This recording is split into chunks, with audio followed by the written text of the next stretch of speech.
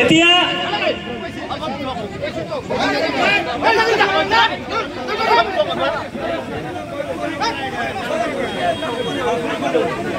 এতিয়া সভাৰ উদ্দেশ্য ৰক্ষা কৰিব তাইজুদ্দিন প্ৰশাসনিক সম্পাদক চেঙা ব্লক কংগ্ৰেছ কমিটি শাহ আলম সৰকাৰ উপসভাপতি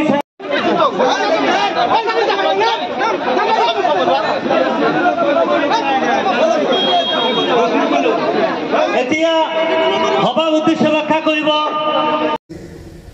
আৰ আমি এইবোৰাকে আমিবোৰে ময়ো লগতে যে কোনে গামোচা দিব কোনে গামোচা ল'ব সেইটোলৈ ব্যৱস্থা আছো